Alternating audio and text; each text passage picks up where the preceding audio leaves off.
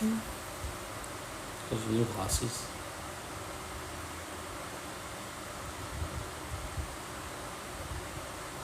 Hello and welcome to our TikTok Live, The Divine Plan with Diane And Garry. of Indigo Blue Star.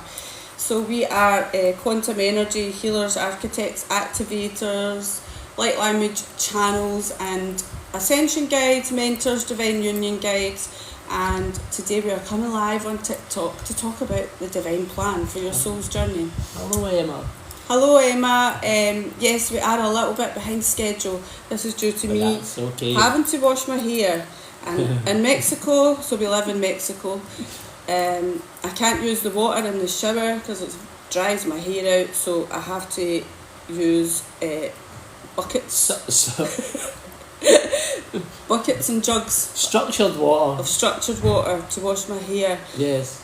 But we've been very busy this morning. We've been up. We've done our belly button therapy. We've done our rebounding. Yes. I've done a coffee enema. Yes. I've washed my hair with the nice water. What else have we done? I've done the cleaning, the tidying.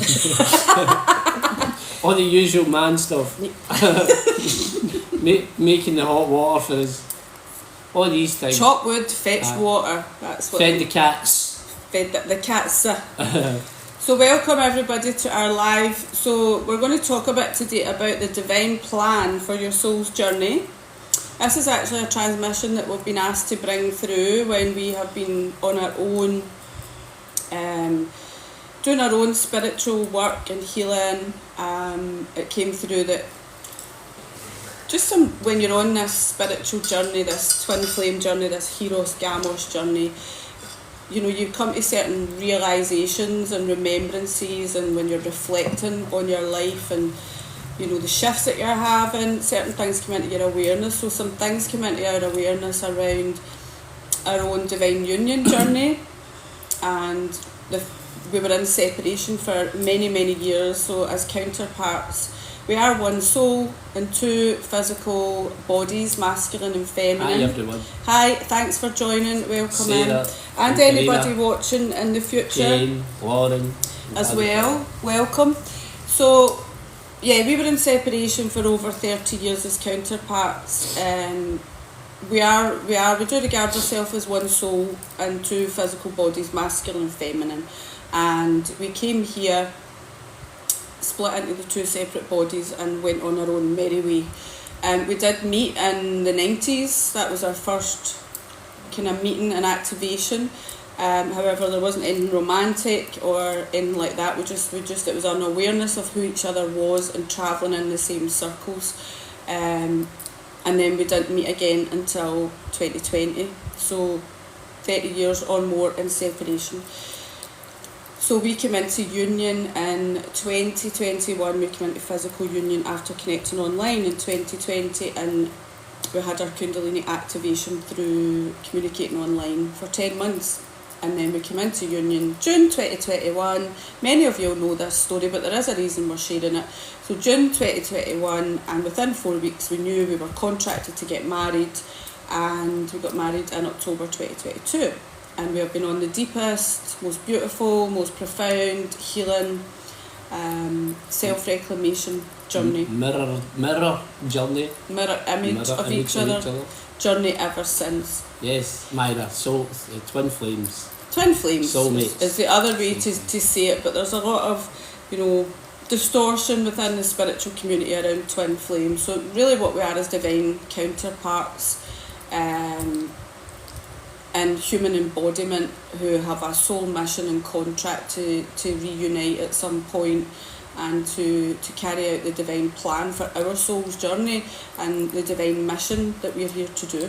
So the reason we wanted to talk about the divine plan, since I would say probably since Galactic Air School, which finished in January, so that is our multidimensional teaching space that we launched last year. And we worked for 6 months intensively in a container with 10, and then it went down to 8 beautiful souls. And since then, I would say we've been on a much deeper reclamation journey.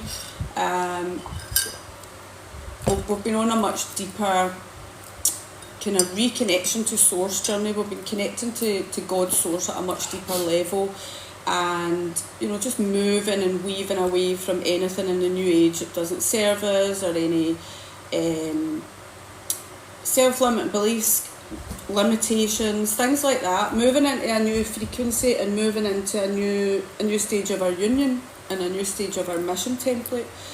And that's really intensified this year through an immersion that we're doing. Also, we did the whole life coach course twice since we came to Mexico. We also moved to a new paradise grid, so we've been going through a huge shift in all ways, haven't we? Amazing. Physically, mentally, emotionally, spiritually, and through our union as well. So deepening our union, deepening our connection. Love to each other. Yeah. And also the universe and the planet. And stepping out into more of our true divine mission that we're here to do, and our true divine legacy projects and assignments, and what we're really being asked to create by God. And we do work with God. We don't say the word, well, we do say the word source, but it is God that we're connecting into. It's not any other being. It's creator consciousness that we're connecting into and bringing through our union, through our physical vessel, through the work that we do together.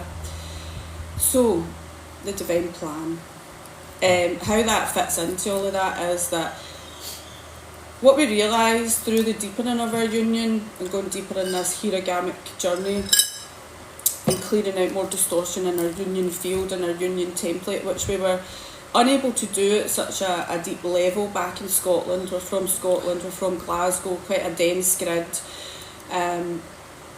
because there were certain constraints in relation to ancestral lineages, our ancestral lineages that we were born into, the grid that we were born into, the frequency of where we lived, the frequency of those around us. So all of that affects the blueprint that you receive, the blueprint that you are operating from. We're all operating from a blueprint. We're all receiving information through the blueprint, the energetic blueprint that we hold at that time. And our blueprint is determined by many, many things. Like some of we've just mentioned, haven't we? Your ancestral lineage, where you are on the grid, family, friends, jobs, the media, all of these, everything that you actually experience on this plane, this worldly plane. And most of the things, it's like they're there to distract you from your true divine blueprint, the true divine energy of what you're meant to be here for. Yeah, so your blueprint is generated through your experiences, through whatever programs, conditioning you've had. We're all programmed, we're all conditioned from the minute we come into the planet, through many, many ways. School, even like colleges, universities, all of these things, it's all programs of, belief systems, and whatever you have in your morphogenetic field, which, to put it simply, is just your chakra system, your energy field, your aura, your Wi-Fi, whatever's been programmed into your brain, which is the computer, and whatever your environment's like, your surroundings, the individuals that you're connecting with, will all determine your blueprint, and that will determine your belief system and your reality. It will determine what you experience in day-to-day life in your reality. And because we came from quite a dense grid and kind of dense ancestral lineages, and we both went through, during that 30 years of separation, a lot of trauma, sexual trauma, addiction, just grief, relationship breakdowns. Yeah, really toxic relationships. All the things that we think's normal on this suffering planet. Yeah, and also like a lot of dark individuals, a lot of people that were really heavily distorted with really negative entities, negative energy coming into our reality as well, and maybe taking you down a path that you weren't intending to go down. Peer pressure, all of these things, it's peer pressure. Disconnection from ourselves, through loss of our connection to source, and that divinity within us, and feeling lost, feeling hopeless, feeling isolated, mental health, depression, ups and downs with our moods, anxiety, you name it, everything that 99% of the population experiences on this planet. It's like we've experienced it all, and in abundance. Our abundance was the wrong way round. This is the thing, and it was we were abundant in the wrong things, but that was through our divine blueprint being distorted on this planet, this crazy planet that we live on. Yeah. Also criminality, so all sorts of things that we were experiencing in this period of separation. And during our period of separation we lived half an hour away from each other, so we weren't far. So there's a lot of talk about twin flames, you know, that they live miles away from each other, they're all across the country, and that can be the case for certain people, but we were half an hour away from each other. We were still travelling at times during that separation in the same circles, same place, connecting with people who knew both of us, connecting with friends of each other. So yeah, we were connected but very disconnected as well. And through this deeper journey that we've been on in the last year, I would say, we've been reflecting on that a lot, because prior to coming here and prior to doing this deeper work in ourselves, we just thought that was the twin flame journey. The twin flame journey is, you know, it's just all about learning lessons, growth, karma, mirror. Yeah, runner, chaser, the mirror thing, not coming into union because you're not ready, and there's a runner, chaser and all of that. And you know, there's a lot of truth in all of that as well. However, what we've realised, reflecting on our own path, is there was a lot of times that we were taken off the divine path, that we were, you know, the divine path and the divine union that we've truly held within our hearts, and that the divine plan for our soul's journey. And we've been doing a lot of work around our ancestral lineages, around, I know some of you are aware of this, but around like ancestral curses, ancestral entities, and where they can come into the field as well. Blood bindings. Yeah, and they take your sovereignty, basically, or you give them your sovereignty. Freely.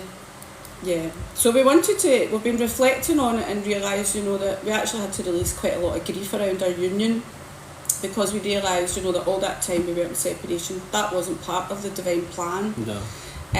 We might have thought, oh, that was the divine plan, that's the way it was meant to be. We were meant to learn loads of lessons, we were meant to suffer, we were meant to be apart, we were meant to be, you know, in these relationships with people that weren't right for us, and we weren't right for them. Yeah. That's the thing. That's debatable. No. Yeah, you don't know, but no. Everything serves a purpose. I'm going to say I do know. Everything serves a purpose, however, and you will attract into your life what you are, and that's the thing. And as we reflected deeper on this journey, we reflected on the fact, you know, that wasn't the true divine plan for our soul. That wasn't the true divine plan for our soul's journey. That was a distorted blueprint that we were operating, and we were receiving. And we were receiving distorted information, we were receiving programs, conditioning, ancestral kind of trauma, wounding, entities, all of these things that all affected. Doing amazing, Johnny. Hi, Johnny. I can't see. I've deliberately not got I know for Penny. Oh, hi. I've deliberately not got my glasses on because I get distracted with the comments, and I just want to bring through the information that's coming through. So, thank you very much for all the likes. Yeah. Please share the live out if you can, and all the love hearts, and we will look at your comments, but we just want to bring through first of all the information that's coming through. So yes, so we've been reflecting on this and doing a lot of deep ancestral work around it, and you know, realising, you know, that wasn't the true divine plan for our soul.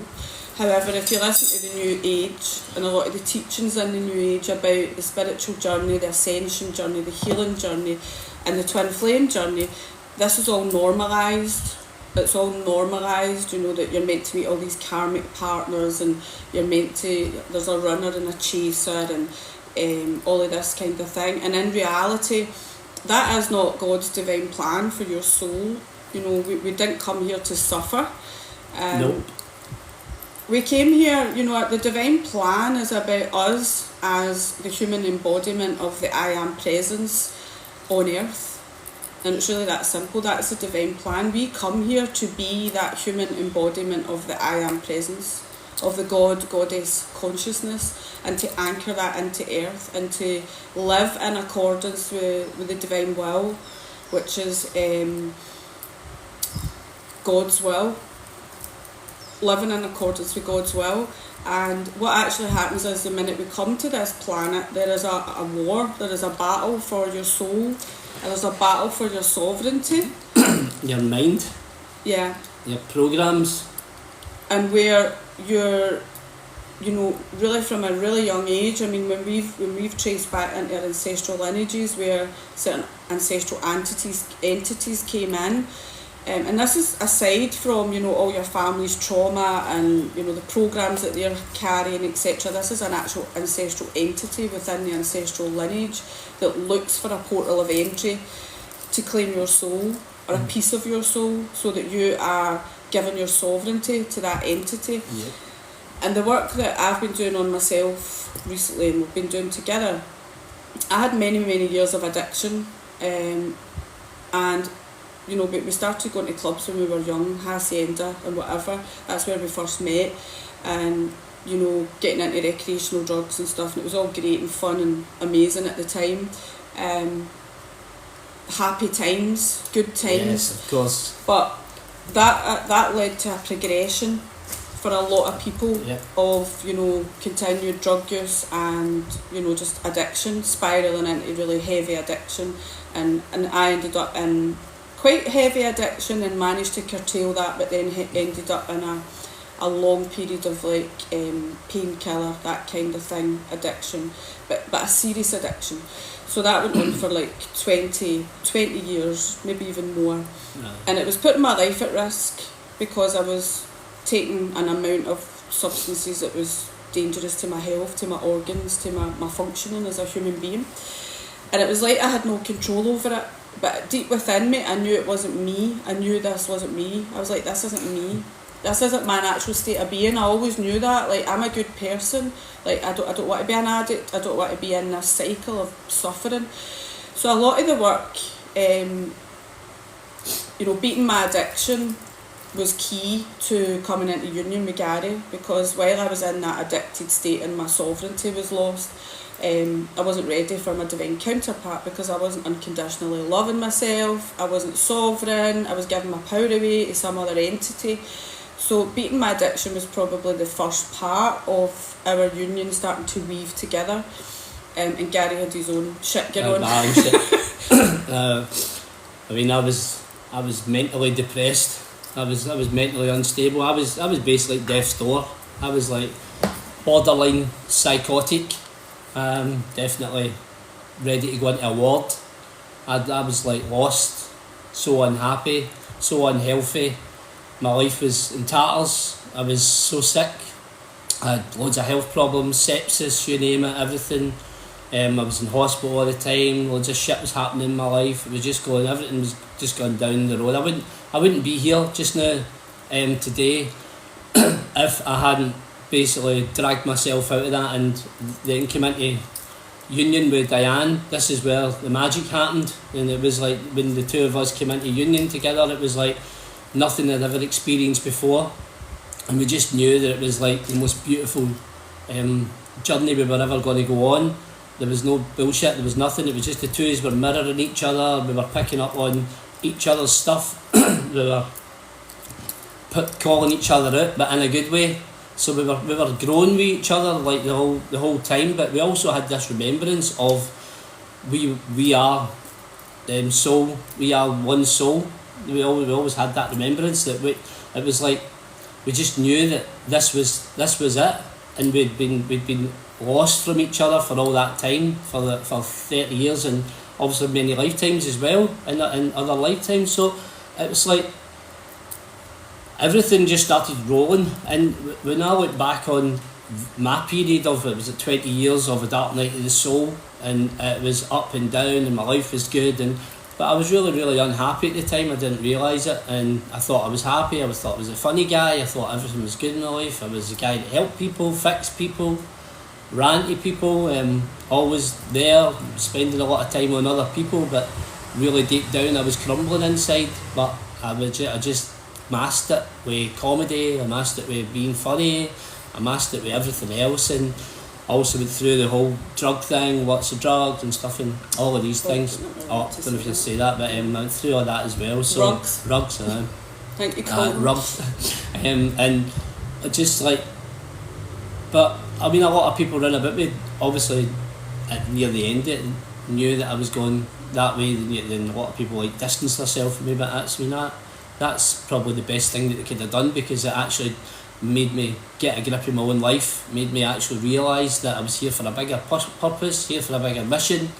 I wasn't here just to be that funny, happy guy that everybody liked and loved and thought was good and was always a party animal and stuff.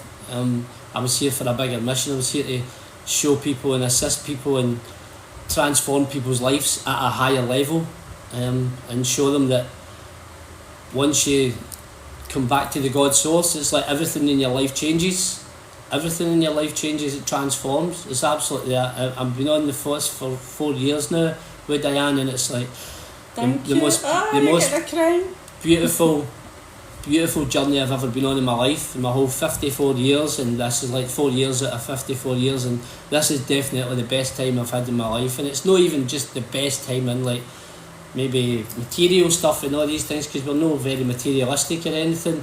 It's because I feel the love for myself and I feel the love for Diane, and it's just unconditional love. And to come back to that source is like the most beautiful thing that you can ever master in your life, and that's becoming that master of your own emotions, spiritually, emotionally, physically, mentally, and just wholeheartedly is like the most beautiful journey you can ever go on. And I had resigned to being single. Myra, I know you're saying like there's somebody, I think there's somebody there for us. There's definitely somebody for everybody. But yeah. And we come into this world knowing that there's somebody, because that's a hierogamic marriage, and we know that but we get distorted by every part of life, by getting stuff like medications when you're young, all of these things through childhood, and then schools and education systems and programming on the TV and you name it, movies, media, everything that you can imagine that's programming is in that life to keep us stuck in that life, for us not to rise and not to actually meet that twin, that other half of us, and complete us. This is what the journey should be like. It's no, we're not meant to get through the suffering journey, and we all suffer, and I've suffered badly, but I'm proof that you can come through it, and everybody can come through it once you break free from the programming and break free from all the food systems and all of these things. It's like you come on the most magical, beautiful journey ever, and it's there for everybody. That's what I'm saying. And the divine plan is in place for when we're coming to this planet and we're coming through that portal of entry from the God source. It's like it's there for us, but we need to navigate our way through and come back to that God source and in our heart, the God spot in our heart, and to realise that we are everything that we need to be, and but we've been distorted by entities on this planet. Yeah, and I think when Garry and I came back into union, I always had this feeling like that part of me was missing my whole life, and I think that was part of my addiction as well. Like I struggled with isolation and loneliness and the emotion of that, because I could feel deep in my heart like there's part of me missing. That's the way it felt. I was the same. My whole life, and I would be in relationships and I would just know like this isn't. It was like I was in relationships out of service, because the relationships with the people I was having, they were very, very damaged, and I was like distracting myself from myself by having these relationships with very damaged individuals, and then that way I wasn't looking at my own damaged parts, shadow aspects, if you like. Attracts like, as they say. But we're going to talk about that. But for me, with Garry, like when we met, the first day we met, like it was like we had just known each other forever. Aye. And obviously we'd met when we were younger, but we didn't know each other that well. We were acquaintances or something. We didn't really know each other. So we knew of each other. But when we met that first day, it was just like boom. Wow. It was like a power came back. It wasn't like a normal, like you would think like, oh, just a meeting by two people or a relationship or anything. It was like, it wasn't like this feeling in your heart. It was like your whole soul. Yeah. Your whole eternal being was just meeting you again. It was like just so comfortable. It was so normal. It was so like, wow. It was just surreal to say, and it was just a homecoming of the two of us. Was like just wow. The two of us were like relieved in a way. I think that was like the way it was. It was just a relief, as if to actually come back into that union with each other. Like just like wow. We've actually made it through all this shit, and we've came back, and like when I look back on all this shit that I went through, and it's like it was totally worth it to get to this stage of me and Diane meeting, because there is nothing else like it, and it's like the most beautiful thing that's ever happened, and like I could like sad stories, I could go on about sad stories all day. I could come on here and do a TikTok and do TikToks about sad stories all day, and people would be like, oh, and loads of people, millions of people would resonate with the sad stories, because that's what we've been programmed to go through this life, telling sad stories. When you start to flip the stories around and start to tell the good stories and start to come out of it and tell the good side of the stuff that you've been through, that's when everything just reactivates in your mind, your body, your soul, your spirit. You just become super powerful, and it's absolutely amazing. And it's there for everybody. This is the thing. It's there for every single person. It's just, what do you believe? And I've been that person. I've been stuck in the belief systems, the programs, and it was hard for me to flip at them. But then again, it was really easy, because I knew that if I didn't flip away from them, I was going to be like dead. I would definitely be dead at this moment in time. There's no other way I would have survived if I hadn't changed my belief systems, my programs, everything, the love for myself, and bring everything back to myself. It's the journey is beautiful, and when I realised about the divine plan, I had a divine plan all along, and I always knew I was here for something. I always knew there was something for me, like a bigger mission than just going through life, trudging through life, jobs, relationships, people, friends, all of these things. And I always knew that I was here to spread the word, create something for people to come back into their power and to find that unconditional love and the true God spot in their heart again. And I suppose you are learning all of those skills on the journey. Yes.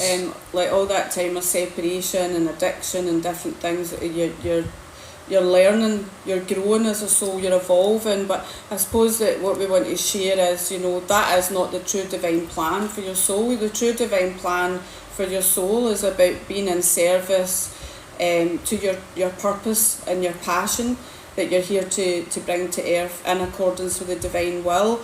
Which is God's will, but when you come to Earth, it's a planet that is controlled by a different entity. Yeah. And if you think about being a child, when you're a child, you are connected to Source. You're connected to the divinity within you. You're you're able to connect into other worlds and past lives, and you have no programs, you have no belief systems, you're just open and free, and that is our natural state of being, and that's why it's so important to work on your inner child. That's the way we should be our whole life. Yeah, because the inner child is, the God goddess within us all, the inner child, so that that free-spirited child that you see, that, you know, we all love seeing and we all love connecting to, with all that knowledge and wisdom and no fear, no pain. Yeah, that is the inner child that we all are as children of the stars, children of the universe, children of the cosmos. But what happens is we come to this planet where there's a battle for our soul, and there's a battle for our sovereignty, your mind, and there's a battle for our mind and our free will. And when we have free will to make our own decisions, our own choices, have our own experiences, learn our own lessons.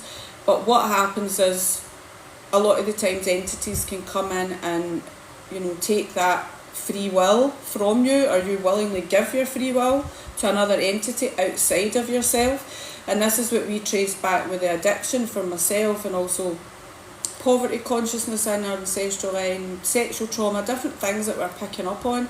When we actually track it back, we can actually pinpoint where our free will was taken or given to that ancestral entity.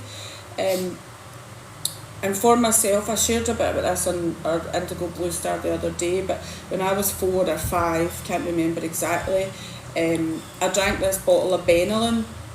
I was playing in my room with teddies or dolls or whatever, and I was playing doctors and nurses with them, which was funny because I became a nurse. But I was putting the teddy and the doll, and I had a little cup with the Benylin, and Benylin was like a really sedative medicine. This is the 70s, we were born, so really strong. I don't know how I got a hold of it. I was obviously unwell or something that was in the house, but anyway, so I was making little cups of this medicine, and I was giving one to the teddy and one to the doll or whatever. And then I just kept getting, like, in my head, take some of this medicine, take some of this medicine. So I started drinking it, so I was doing it like that, one for you, one for you. And I can remember this part of it vividly, and one for me. And then I ended up obviously becoming really sedated and unwell. I was only a young child, so I get rushed to hospital, but luckily I didn't have to get my stomach pumped. I was just given charcoal or something to make me vomit it all back up. So when I started on my spiritual journey, I just had this knowing that incident was very significant in my life, and I started, when my spiritual gifts came online, I started tapping into it, and I started asking, like, what was the real story around that? Like, why did I drink that medicine? What made me do that? And I got, like, a few years ago, an entity made you do that. It was an outside entity that made you do that. And I just thought, you know, because I'm highly sensitive, I'm telepathic, I must have been picking up negative thought forms, and that's why I've done that. However, on this journey that we've been on and going deeper into the ancestral clearing, it was actually an ancestral entity that's in my family. So addiction runs in my family. My brother had addiction issues, many of my cousins, on both sides, addiction runs in my family.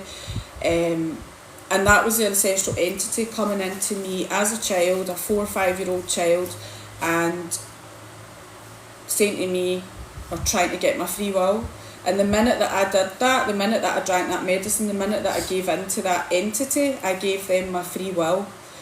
And that's when my addiction started.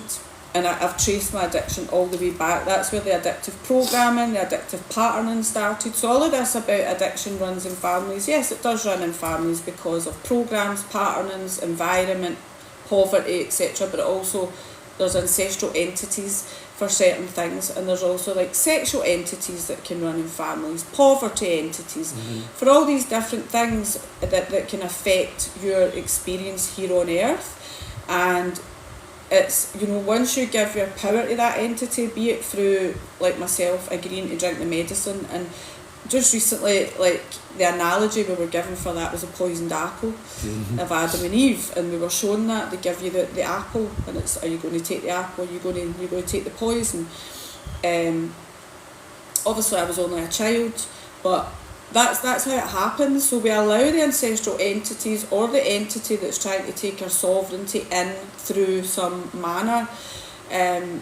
We don't come to earth with these entities within us. We come here as divine beings, as divine children, and the whole programme starts when we come to earth, what they call it, the life-threatening, fun-filled adventure, because it's a planet where there is free will.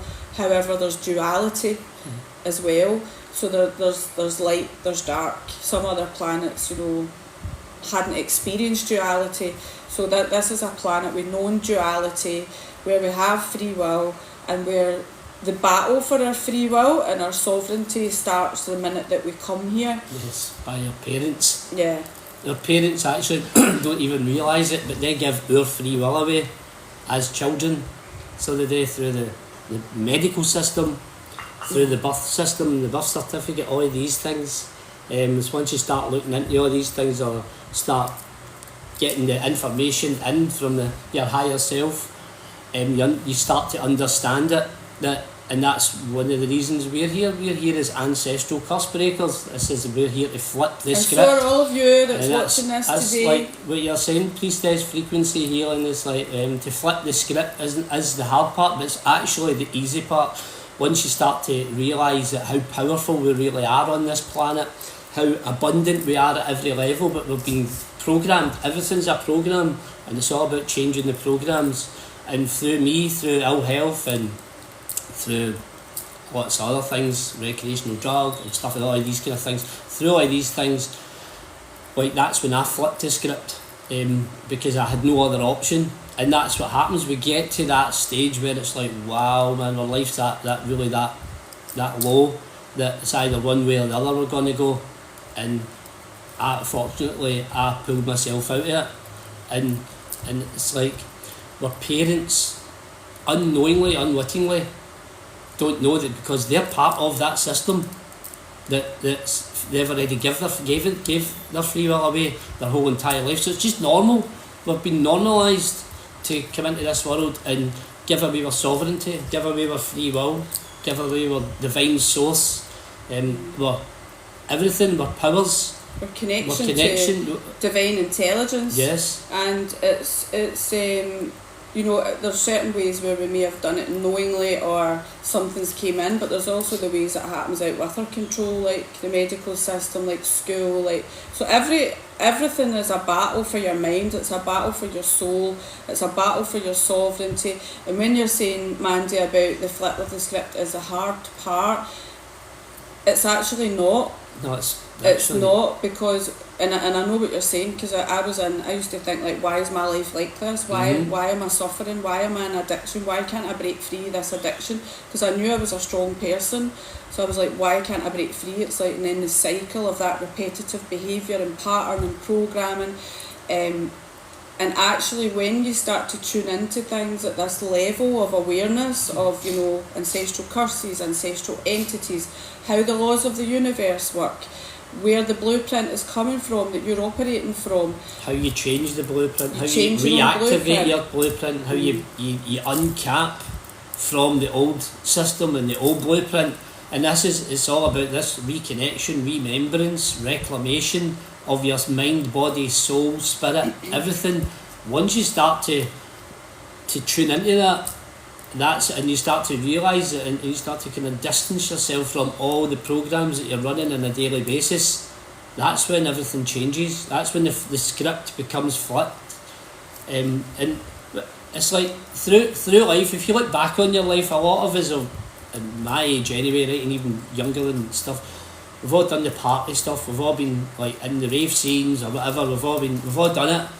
And we all say it's the best years of our life and all of this, right? But see, the thing is, see the amount of pain and grief and sorrow and hurt and addictions and all of these things that came out of the time when I was raving, and the amount of families that have been, the amount of people that's been damaged through the last 30, 40 years, we've lost generations of people. I mean, I used to think, like, it was the best years of my life and I loved it. I was still doing it up to 5-6 years ago. I was still doing it. I was still going to weekenders. I was still partying and things like that, and thought it was that was the way life was. It was the best thing ever in life. And really, I didn't realise that when I'd started doing that, I thought it was all fun and games and everything. But it had actually damaged my soul, my spirit, my divine plan, my divine blueprint. It had actually broken that system from where I was meant to be going. and took me and also millions of other people off their actual divine plan, their divine path, their divine sovereign being path. And we still, I mean, people will say it's like, no, you don't know what you're talking about, it's the best time ever and all that, and it was the best time ever at that time. But if I had known what I was going to go through to get to this stage, it was like, wow, I maybe not have been able to cope with that, and a lot of people didn't cope with it, and at times I nearly didn't cope with it, and it was like, but every time I came through the next hurdle or the next kick in the face, I just knew that I was so strong. I've got to be here. There's got to be something bigger. There's got to be something. I'm not just here to get through all this suffering and heartache and grief and all of these things and depression, mental health and all of that. I wasn't here just to do that. I wasn't here to suffer. I was here for something bigger. And that's when everything that's like you're saying, it flipped, Mandy. It flipped. One day it just went boom, and that was like me being in contact with Diane. That was when it flipped. That was when things started to make sense in my life. I started to look back and actually be happy for the lessons I learned, happy for all the grief I went through, happy for all the people in my life that taught me lessons, or the relationship breakdowns, all of these things. I actually started to forgive myself, forgive everybody else, let everybody off the hook. That was the biggest thing, just letting it all go, stepping out of the cement boots and just stepping into the new path and the new journey and just grasping this new journey and this new belief and this new programme. And that's when you realise that it's like the purpose is bigger, and the purpose is coming back to your divine blueprint, your divine plan and your God spot and the God source. And that's when you start to realise that, that's when the reprogramming kicks in, the reclamation of your soul kicks in, and it's actually very simple. Very simple. Like, you start to realise, like, the suffering, we've got an attachment to suffering. Yes. Thank you so much. Victimitis, we love to be victims. I've been there.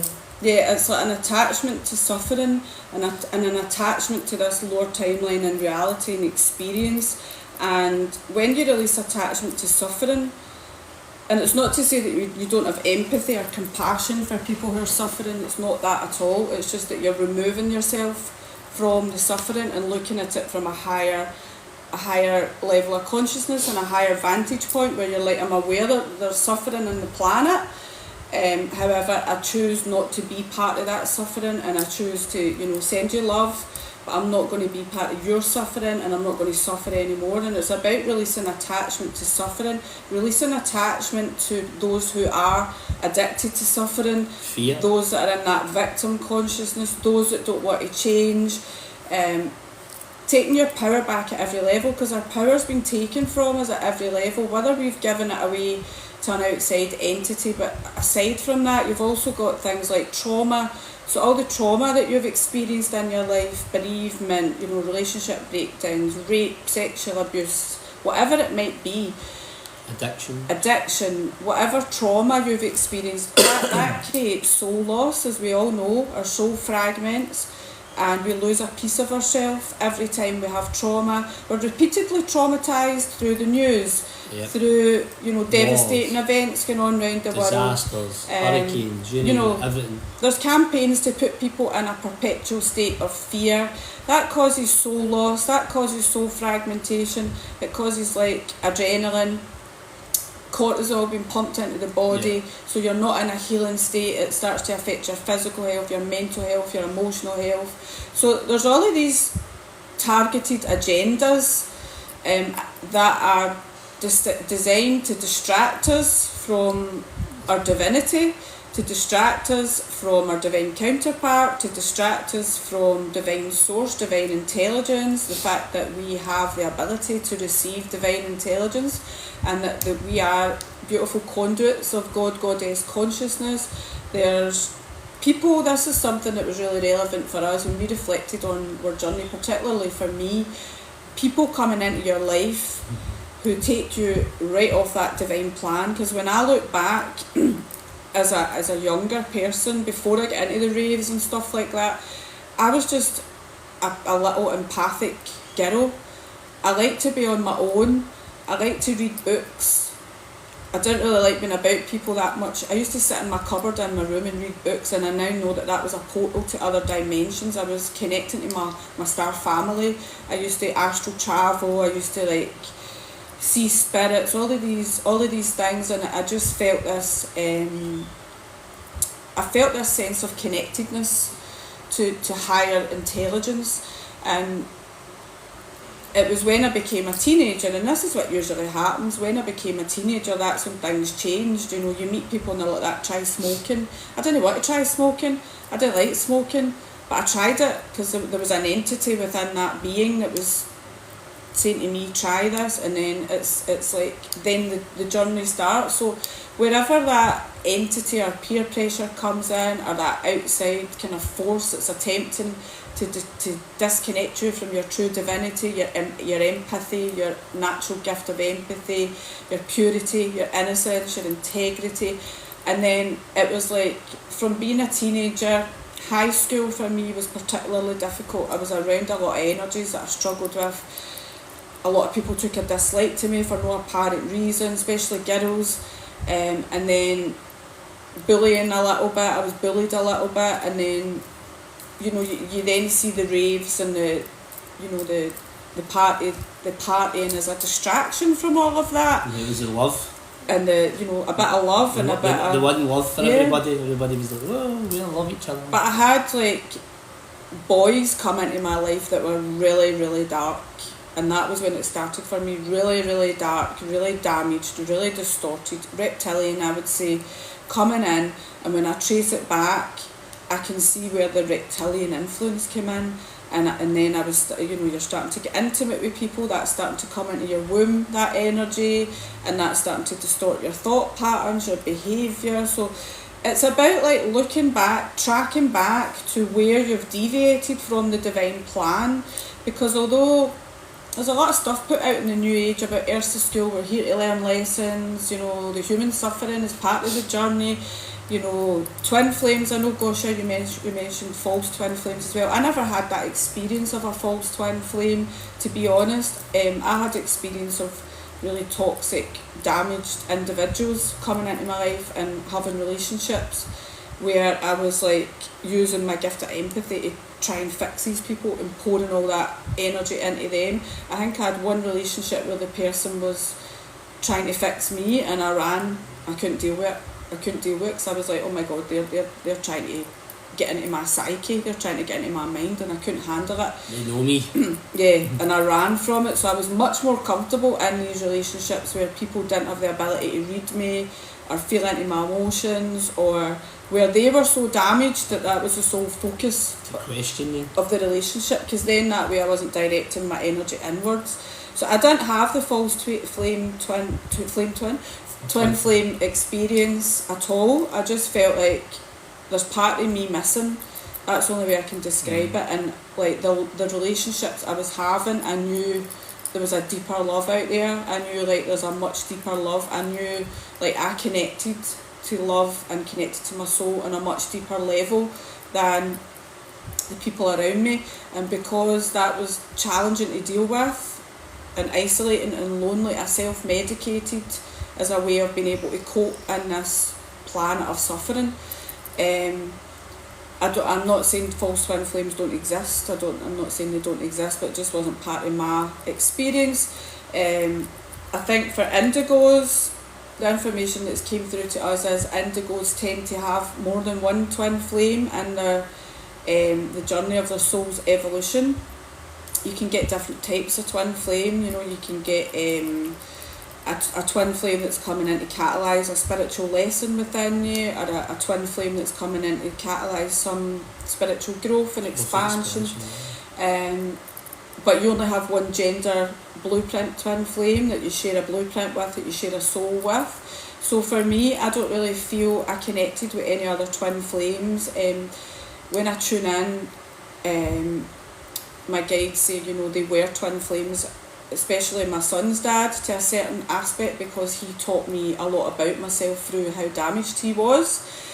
And obviously him being so damaged, I must have been that damaged as well, because you attract like for like. So I would say like that relationship was probably the biggest one for my spiritual growth and preparing me for my true divine union, because through that relationship and the lack of, you know, emotional connection and the lack of unconditional love, it triggered my desire for that unconditional love and that true divine counterpart, and that was what kind of created that for me. That was what kick-started my true divine journey back home to myself, and claiming my divine union and saying, you know, that, you know, this isn't enough, I'm not putting up with this anymore, I deserve more. That was definitely a huge catalyst for that. So I feel like he was not a twin flame, but definitely a mirror of reflection that catalysed my spiritual growth and ultimately led me back to my true divine counterpart. But you know, we've tuned in, and Garry did connect to a couple of different twins as well, because he,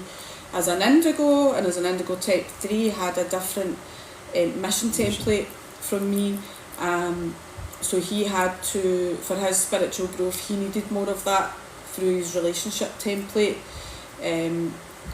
You know, we've all got different things that we're here to learn, we've all got different contracts. This is the thing about the divine plan, we all have a divine plan for our soul. And you won't connect into that divine plan until you connect back to divine intelligence and connect back to God's source. So in order to do that, you need to look at where have the entities come in, where have you been taken off your divine plan, where have you been sidetracked, where have you been coerced, manipulated, where have you lost your way, not even losing your way, but where have you lost that connection to source. And also for us, like I said, for me, I can track back to certain people coming into my life and being taken right off my divine plan, right off my divine union. When I look back, and we met in the 90s, I mean, I was in a relationship with somebody that was very well known to Garry. I used to stay with him every weekend, and I was staying in a house around the corner from where Garry lived. To me, when I reflect on that, I was trying to get to my counterpart, and this individual came in and was like, nope. A reptilian energy came in and sidetracked me and took me down a different path. When I reflect back, I knew Garry was my counterpart.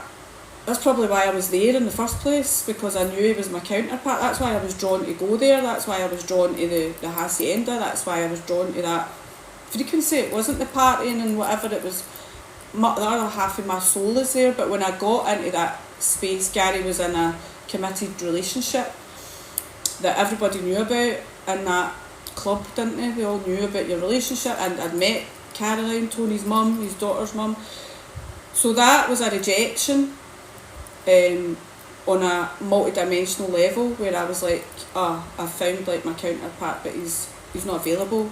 You know, he's not available to me. So that sent me on a spiral of shutting off to that connection as well, because I was like, right, well, that's it, I'm just going to shut off to that connection and close my heart to that connection, and just go on a path of self-destruction.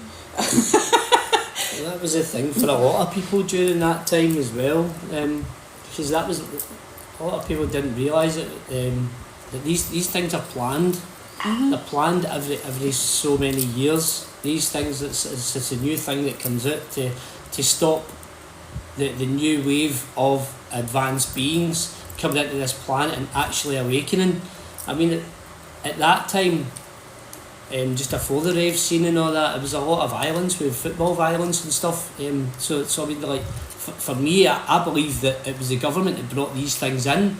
So it was, because football violence was a big thing back then, and there was a lot of young guys that were ready to fight. So, like, if the government weren't stepping up to the mark and treating people right, which is happening just now, it would have ended badly for them, because there was a lot of men ready to fight.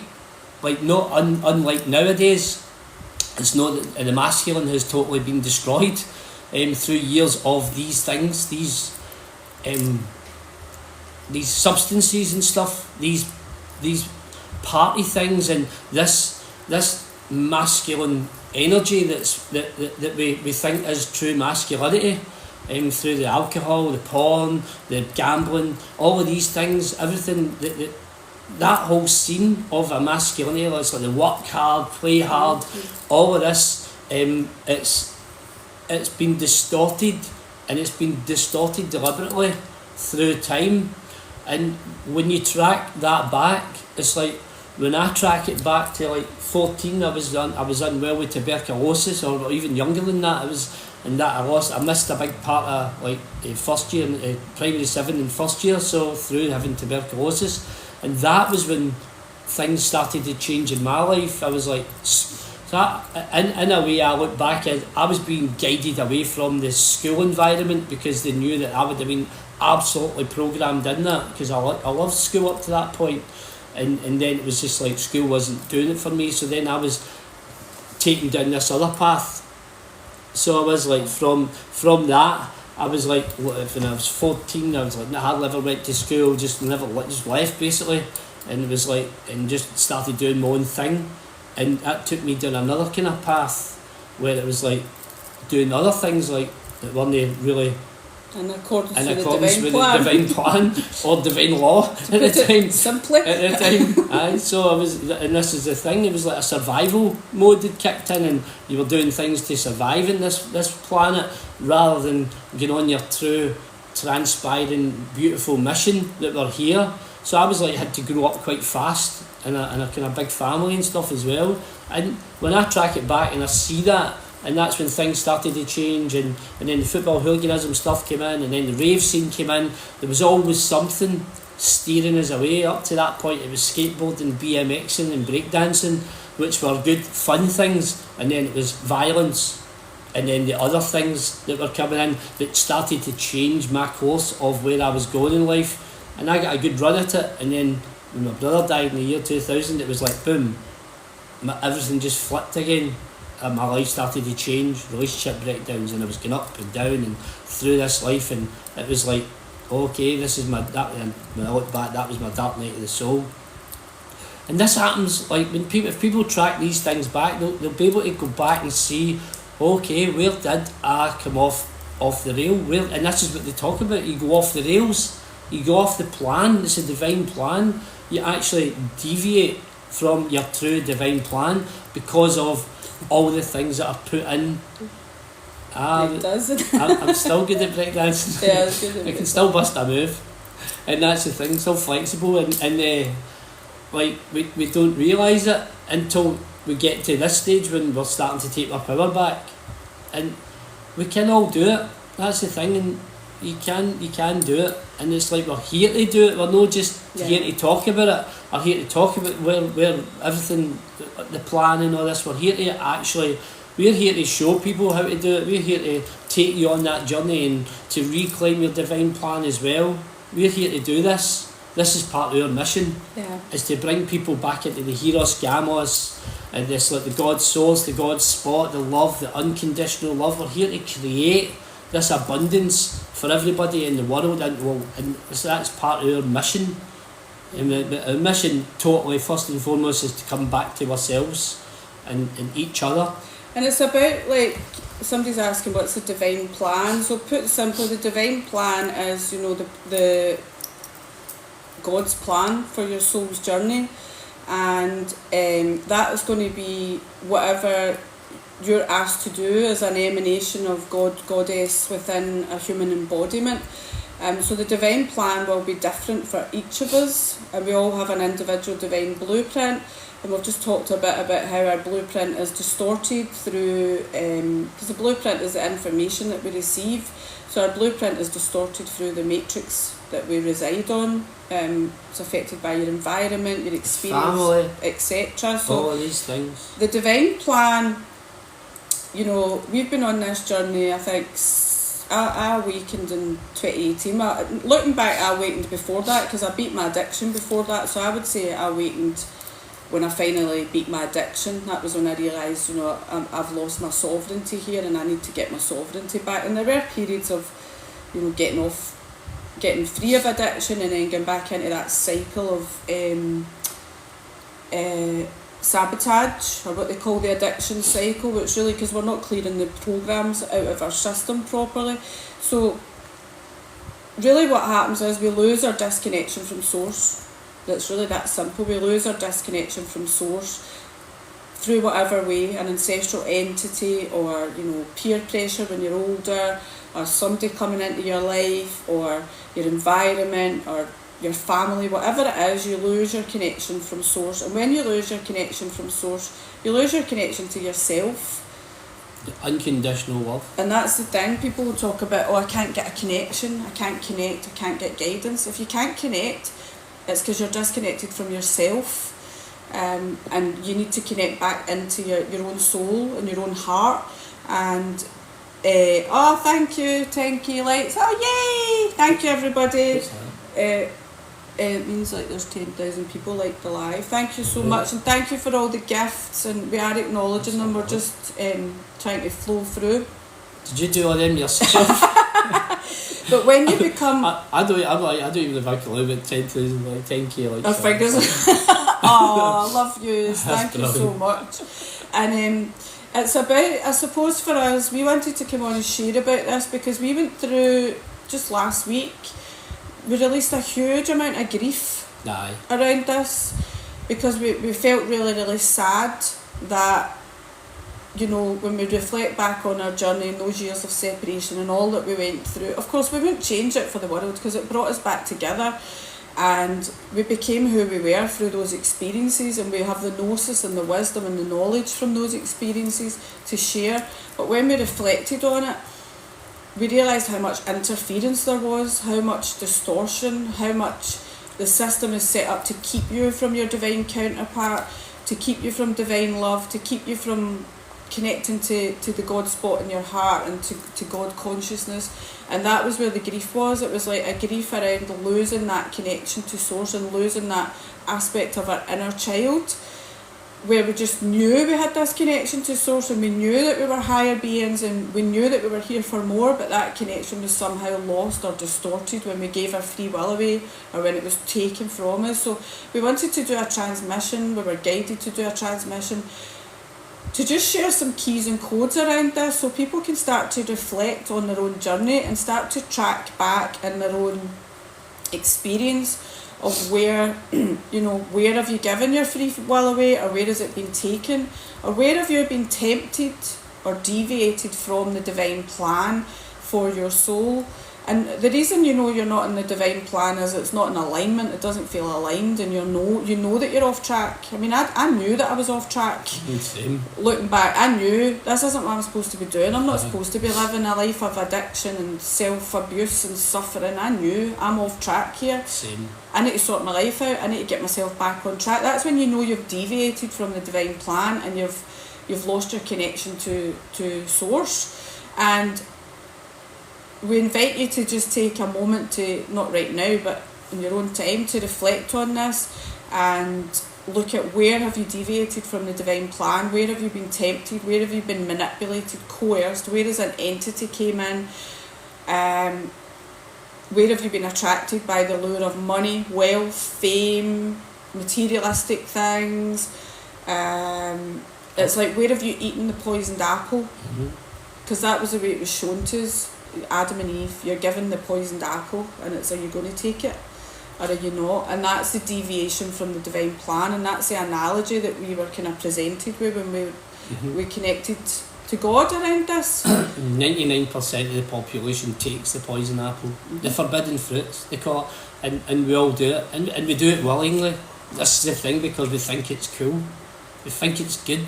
Most of the time it's like because of it is put out there as it's a good thing. Like when I look back on the rave scene, it's like, I think it's fun. I think do you know the thing is, see when it's illegal, we'll definitely do it. We'll definitely do it because we think we're fucking over the system, and that's the thing. But it's like we just believe that, oh yes, this is good. It's like this underground thing, and it's like, whereas if everything was just allowed, if everybody was just allowed to do whatever they really wanted to a certain level, and they're allowed to take these things or whatever, probably people would hardly ever take them. They would and if they've got to connect it through something, so the music and other things is. Oh, what's going on? There you go. The music and all these other things are they're not done on purpose. It's all purpose, like purposely done. The music and stuff to put everything together, because we take a lot of people think like, oh, the first thing you start doing is drinking or smoking and stuff. It's like, oh, it's cool. Just a wee drink at the weekend and it's fun because you're hanging about with your pals at 14, 15 and you're like, hey, having a cider and stuff, and then it just and this is the thing, because we've been programmed by our parents to think that that's alright. Sometimes your parents will give you a wee shandy, or they'll give you a wee try a wee drinking that and stuff, and you see your parents doing it and it's just like it's all the way down the line. And this is the divine plan has been distorted from the start of the time, from these entities on the planet, and it's all about we're here to change that. And people might think, oh, well, how do we enjoy ourselves? How do we enjoy ourselves if we've not got all these things? The thing is, you can still have all these things, but it'll be a totally different way of enjoying yourself. It'll be other ways of doing the enjoyment. The enjoyment will come from just being abundant and happy and loved unconditionally, and finding, once you find that God spot in your heart, it's like, that's when, for me, this is the best thing that I've ever experienced in my life, is this journey, because I'm so switched on and so clean and so clear, and life just has got meaning. It's got an aim. It's like got a purpose. I'm actually living my life, whereas before I was living a life. It wasn't the life of service that I'm living now. It was just a life that had been programmed into me through everything that I'd been through and all the things that I'd went through in that life. And it's and the blueprint. The blueprint, that's it. And it's about like there's universal laws. I'm back on the blueprint path. We're back embodying our divine blueprint and our divine union template. That's how our union's deepening now as well. Because see, the first few years of our union, when we came into union in 2021, first few years of our union were all about healing trauma, because we had been through so much individually, that when we came into union and we were unifying our union template and our union field, all the trauma had to come up, all the addiction, all the pain of being in separation, the trust, the fear, the everything. We had to heal all our past life trauma, relationship trauma. And the thing is, it's like we've done it by mirroring each other. We were mirrors to each other, so it was like, I would bring up things, like Diane would maybe say, and I would bring up things like to spark things in her, to bring these things up to the surface, and then Diane would do the same. So and that's where the runner chaser thing comes in, because your true counterpart is going to be your energetic mirror. You're looking at yourself. It's you. It's actually you pulling yourself out of this and pulling all of these things out. And that's the once you get to that stage of the realisation of that journey, it's like that's when things make it beautiful. Because you're one soul, so you share a higher self, and it's only for your highest and greatest. When you come into union, you're reconnecting your field, you're reconnecting your DNA template, your divine blueprint. So what all the consciousness that needs to be alchemised is going to start coming up to the surface, and like. Your counterpart is going to say things to you that nobody else in the world would ever have the balls to say to you, ever. Ever get away with saying as well. And they don't. Your counterpart will not accept you not being your authentic self. That's the thing. If you're not being authentic and you're not living in accordance with, your higher purpose and your this is where it gets interesting, because your counterpart won't accept you not living in accordance with the divine plan and divine will. And if they see you deviating off that, or just not living in alignment with your truth and your authenticity, they're going to tell you, they're going to bring that to the surface, and that can cause conflict. And that's where the runner chaser thing comes, because if somebody's not ready to hear that, and they're still reflecting everything outwards, and they're like, they feel attacked, and they're not realising that the mirroring effect is actually coming from their wounding and their template, that's when they run, because they can't handle it. So they're like, oh no, I'm not going to listen to this, I'm not going to listen to you. I don't need to pop with this. That's where the runner and chaser comes from. But the way it's portrayed in the new age is it portrays the twin flame relationship as a toxic relationship. It's not a toxic relationship. It's the highest, most divine love that you can ever experience. But it is a spiritual relationship. It's not just a romantic relationship, it's a spiritual relationship. It's about spiritual mastery and reclamation of your divine blueprint, your divine template, and it's about unification to reach enlightenment as a soul. So in the New Age, the twin flame dynamic is portrayed completely differently. It's portrayed, it's toxic, and your twin flame is all running away from you, and they're never available, and you're in separation, and you'll get false twin flames and all of these things. And there's elements of truth to everything. There's elements of truth to everything, but there's also inversion and everything. And the true twin flame dynamic is not a toxic relationship. It's a divine relationship. It's a divine mission from God. It's a spiritual relationship. It's a spiritual activation. It's spiritual mastery. It's not just about romance. It's about growth, becoming the highest, most enlightened I am presence of God, Goddess consciousness, anchoring that into the physical and impacting everybody that you come into contact with your frequency, with your gnosis, with your wisdom, and the codes and the keys that you hold. So it is a divine mission, and that is our divine plan. This is our divine plan. Us sitting doing this here on a Sunday morning, it's part of our divine. It's not a morning review. Sunday morning here in Mexico. In Mexico, because that's where we stay. That's part of our divine plan, and it's not a job. It's like when you connect to divine source intelligence, and a big part of it is surrendering. You've got to surrender to the divine plan, so you've got to release attachment. You've got to release attachment to suffering, to people that don't serve you, jobs, houses, trauma, handbags, fear, cars, everything. Like, on our divine union journey, we have Netflix. Released attachment to everything. And I mean everything.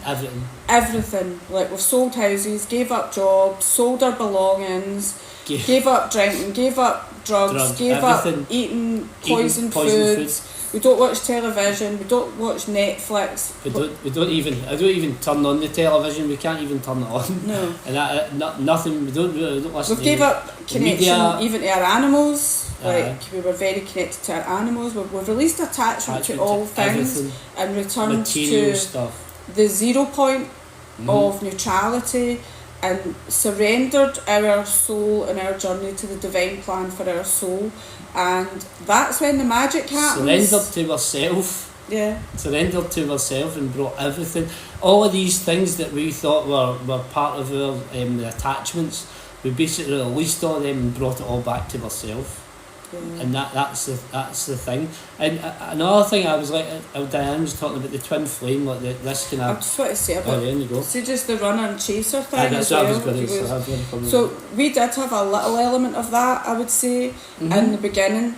I feel like I was more of the runner, because I struggled with like being presented with my own consciousness and my own wounding, and Garry it was probably the first person in my life that would actually turn in and say to me, no, call me out in my shit, if you question me, and he would say to me, oh, you're doing that because such, or you're holding a wound around that, or this is to do with that, and or you're being that way with me because of something what's else happened then.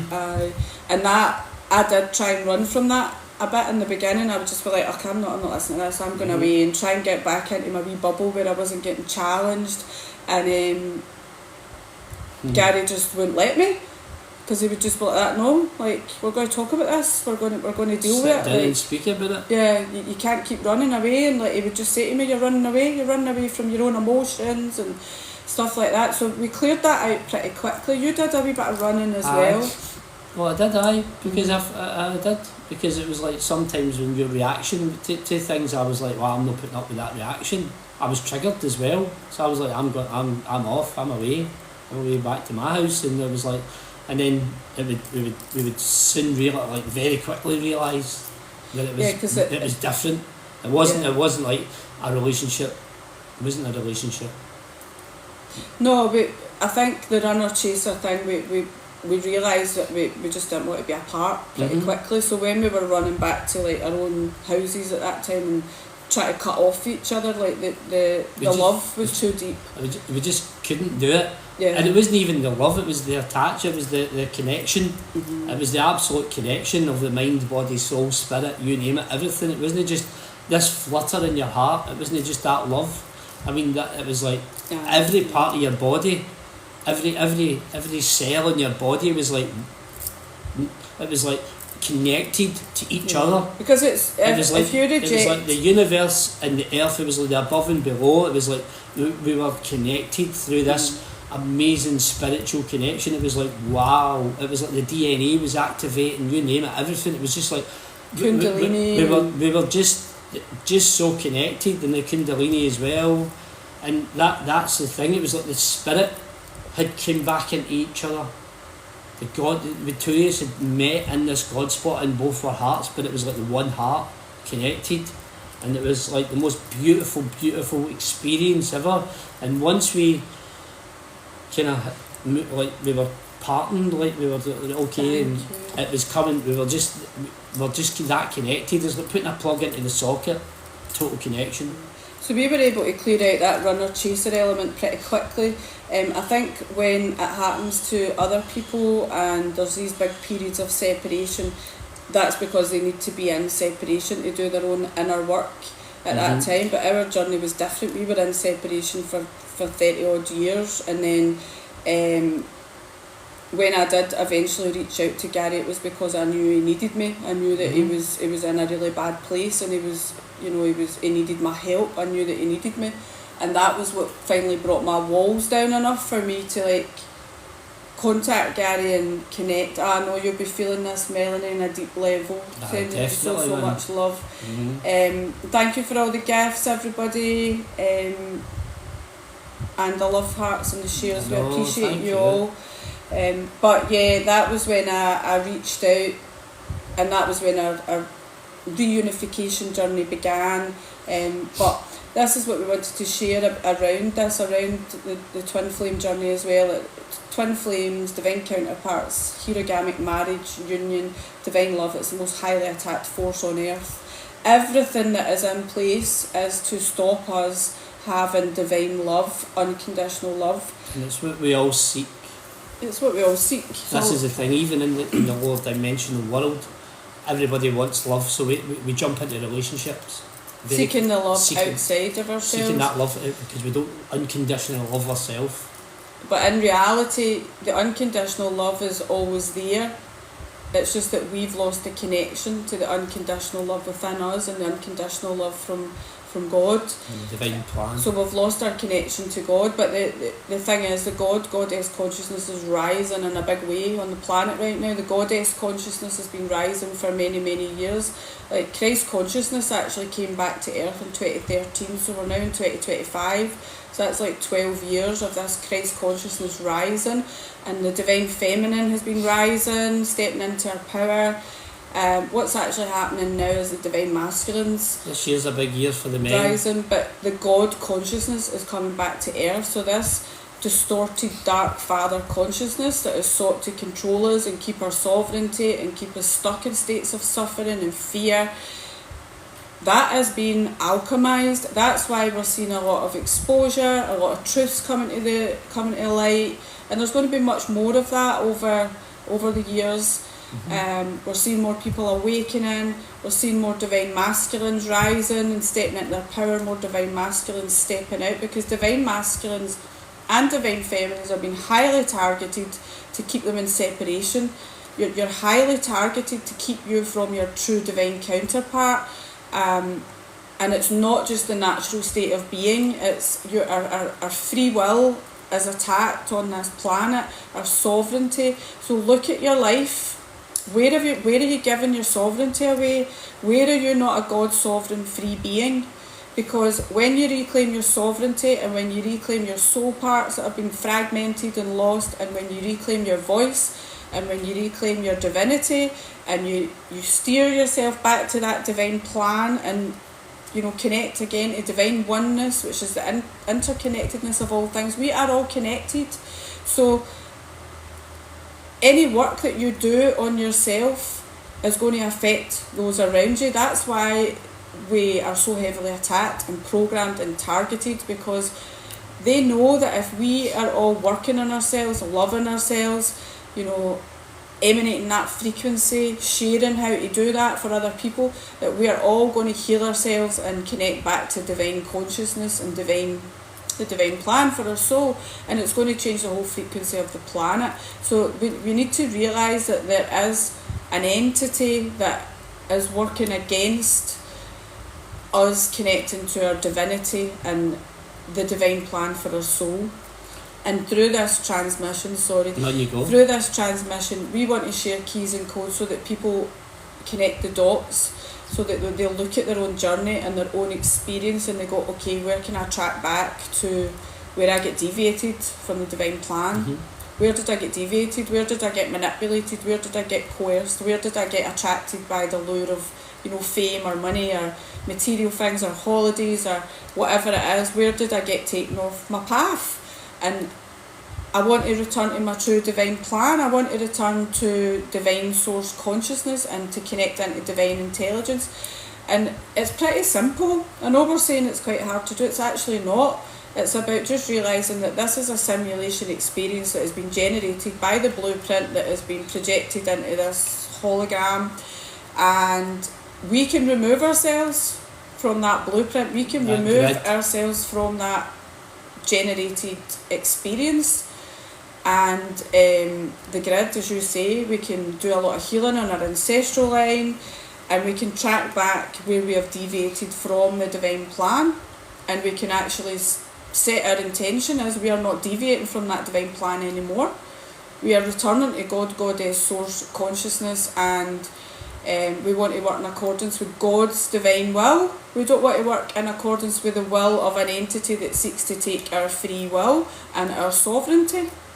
And the thing is about the entity is like the taking our free will, is because that's what the creation of what we are living in is how they live, how they feed, how they need. That's what, if without all the things like the money, the media, the foods, the medications, the illnesses, the wars, all of these things that are happening, you just, I mean, if you look at anything on a daily basis and you're looking at the TV and you just, if you sat down and wrote down all the destruction and all the bad things and all the terrorists and all the shit that goes on in the world, you would actually have, like, you would have a book about that size. It'd be like an encyclopedia of just like what's happening on a daily basis through, and this is all interactive with our lives.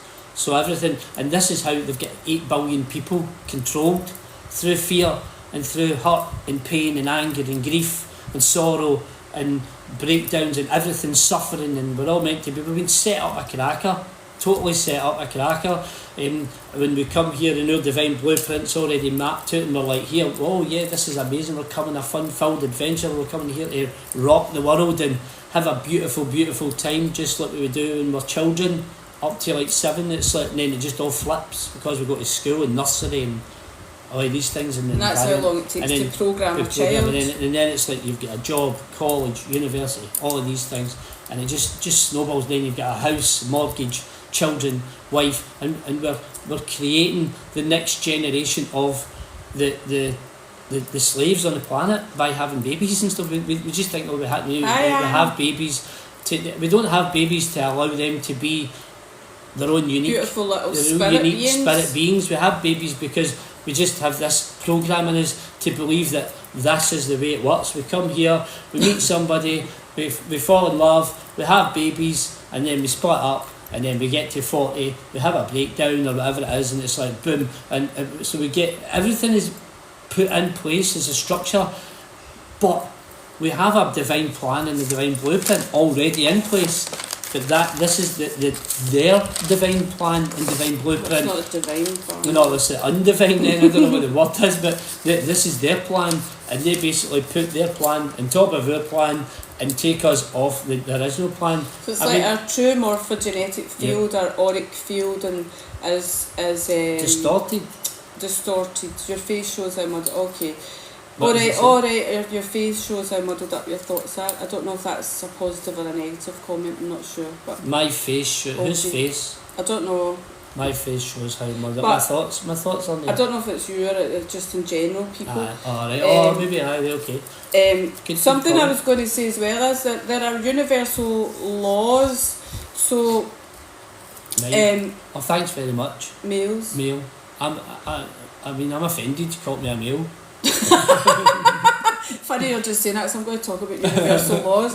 So there are Thanks very much. I don't know what that means, to be honest. there's universal laws that kind of are how the universe works, and what we need to realise is that this entity on the planet has studied these universal laws and created the matrix through the universal laws, so that the universal laws are all reversed and working in their favour. But when you actually start to study universal law and how, and we know a bit about this, don't we? We know about the law of attraction, and you've heard of karma, cause and effect. What you do good, you hear these little sayings, what you do will come back to you, you know, everything happens for a reason, all these things. So that there are actual universal laws that govern all of this. They govern the universal intelligence and how things work on the planet and in the universe. So when you start to actually look at the universal laws, you can actually surrender to the divine plan for your soul and live in accordance with the universal law. And when you live in accordance with the universal law, it's when you create your own heaven on earth, because you're working in accordance with the laws of the universe and the frequency of the universe. So start looking up universal law and how the world actually operates. Not just the world, the universe, the multiverse, everything, energy, frequency, vibration. So start to look at that, and you know, karma's one, the law of cause and effect. Oh, you're boring me, mate. Goodbye. Take your energy where it's appreciated. So yeah, what's when you work? You needing attention. Good on you. Obviously they've been needing attention. I know. It's like, why come into a live if you're not interested? But that's to be expected. It's good. Yeah. It's all good. It's good for the growth and expansion. This is what we're talking about, entities coming in that are, you know, they want to deviate from the divine plan. That's an example of it. Bots, trolls, people attacking you because you're speaking truth, etc. So people attacking you because you're just speaking. yeah. That's the thing. We've all got our own opinions. We've all got our own views, and that's the thing. People just can't accept everybody else's stuff. And we're not saying that everything we say is what you need to. It's like what you need to it's believe. gospel. That's is that. It's like this is what we have experienced. This is what we believe. This is what we get through, and that's the thing. It's just like once we get to, and I talk about this a lot. Once we get to that acceptance of allowing people just to speak and say what it is they want. And this is another part of the divine plan being distorted, because we've been programmed to think that we need to have an opinion on everybody else's stuff. So that person coming in is actually good, has done, and we look at the good side of everything, and it's done good because now I'm explaining why and this happens, and that's the thing. So we need it's like once everybody gets that beautiful position of acceptance, of just allowing people to say what it is they want to say, or believe in whatever it is they want to believe in, or do whatever they want to do, then the world will be a beautiful place. And without getting triggered, without thinking we know better, or we've got the answers, or they're talking rubbish. So it's all about just coming to that acceptance point. And okay, it's about we've all got a valid point. Yeah, and it's like, you don't like it, just scroll on. It's that simple. Exactly. So the universal laws, so you want to be looking at the laws of the universe, and you know, there's laws around, like I spoke about, divine oneness, divine will. There's also the law of cause and effect, which I relate to karma. So whatever, every action has a reaction, that type of thing. So when you're working in accordance with that law, rather than looking at what can the world do for me, or you know, I want to claim abundance, but I don't want to put anything out there to create that abundance. It's about looking at how the universe actually works, and that's how you create abundance in your life, and you bring in what you want to bring in. And also action. There's a law of taking action.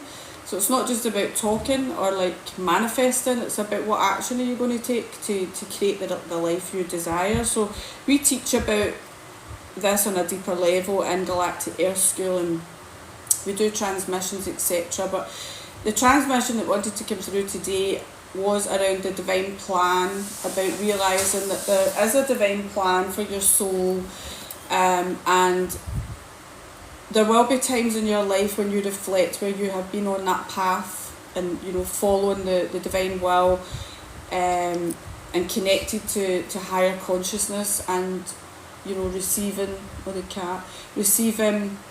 guidance that you're required to follow out your divine plan and to step into your true purpose and mission. And there will be periods in your life where you've deviated from the divine plan for whatever reason. That can be, like we said, manipulation, coercion, people coming in, trauma, soul loss, whatever it might be. So illness, getting lured with the lure of something that looks better, or something that's more promising or more exciting, or drugs, or not keep saying that, addiction, alcohol, partying, and the other thing shiny stuff, yeah. The other thing I want to just mention before we go, because I know we've been talking a while, is around the children. Our children are being highly targeted with this agenda. And there is a law of gender as well, which is about the masculine and the feminine energy that we all hold within us, and about bringing that energy into union. Is how we reach divine union within, and then that's how we can connect to God and come into divine union with God, and then that's when we are ready for our true divine counterpart. But just about the children, what we spoke about, the children are... These children that are coming in now and that have been coming in for the past few years, highly activated. They don't have the levels of karma that some of us came in with, that we had to pay back karma. They're not coming in with the same mission contracts. Like Garry was an Indigo type 3 contract, you can look that up, but that's a very specialised, very dense, challenging contract. I came in with an Azurite contract, which was all about mind control and reclaiming sovereignty. So it's something I'm very passionate about speaking about, reclaiming your voice, reclaiming your sovereignty, and looking at where you've lost your sovereignty throughout your life, and where your consciousness has been taken from you, and your free will. And right now the children are being highly targeted through social media, through what we spoke about earlier, about, you know, something that really sticks in my mind is when they get to teenagers, they're being encouraged to go to these festivals and raves and whatever it might be, spending hundreds of pounds to go to festivals, to abuse themselves, and that's what they're living for. And then you listen to the DJs that are creating the songs, and it's all about, you know, getting out your mind. It's all about getting out your mind, and the only thing you care about is the music and the DJs, and it's all programming that's coming through, subliminal messages that's coming through these DJs and stuff are all part of the programme. They're all part of the mind control of the young people. A lot of them don't know it though, this is the thing. Well, they're controlled as well, yeah. In the programme. But if you listen to the music that they make, you know, it's all about like... a lot of it's all about being sexually promiscuous, you know, just partying, like partying every weekend, disrespect to the feminine, don't catch feelings, all of this kind of stuff. So it's all programming to keep people in that, especially young people, in that like lifestyle where they're just living for the weekend, they're just partying, they're just you know, the only way to have a good time is being out your face and all of that. So we need to really look out for the young people. We need to really spread the word. They're getting targeted through social media. They're getting targeted through like the fact that there's no jobs for them. Like they're getting made to feel like there's no hope, there's no prospects, there's nothing for them, that their sensitivity, some sort of medical diagnosis, that their spiritual gifts are medical diagnosis. I'm not even going to get into that one. But and just everything's so expensive these days for them, so they've not really got a chance to get out of that kind of low dimensional lifestyle. And that's like the money they get, they spend on clothes and material stuff, designer and, stuff, and, which and is like, another and thing. partying and take your food, money away. and there seem to be loads of places like these big expensive like foods and everything's about food these days, and people are just gorging themselves in food, and they're not being taught how to actually eat right. It's like people just are just totally, it's like madness the way it all is, and just through everything they're just led to believe, oh, this is great, this is you having a beautiful life, and then you hit a certain age and it's like boom, it does catch up with you, Yeah, and so that's when much you have more this breakthrough in your life. People call it a breakdown. That's when you have the breakthrough. Yeah. But really, it's not the natural state of being. So No. I suppose everything's a lesson. We grow as souls, we grow from these experiences, we grow from awakening to times when maybe we haven't been on the divine plan, or we've lost our connection, or we've lost our way. It is also growth and expansion. However, we need to be aware that there is a force that is working against that at all times, and true spiritual mastery is being aware of that and working in accordance with the divine plan, the divine will, the divine oneness, the law of one, unity consciousness, working with universal law to create the reality that you truly desire, and teaching the children that life doesn't have to be that way. They don't have to suffer the way we did. They don't have to have these experiences as we've done that for them. So we should be using that knowledge, that wisdom, that gnosis, that experience to create a different world for them and a different experience for them, and to show them, your sensitivity is your superpower. You don't have an illness, you don't have a medical condition, you're just a beautiful sensitive being that's here for a purpose, and you're here to shine that beautiful light. And obviously there's attack on gender, and I'm not afraid to say that there is an attack on gender as well, and distortion of gender, an attack on divine love, an attack on divine union, where it's like, don't catch feelings and just be promiscuous, and there's no teaching around how sexual promiscuity.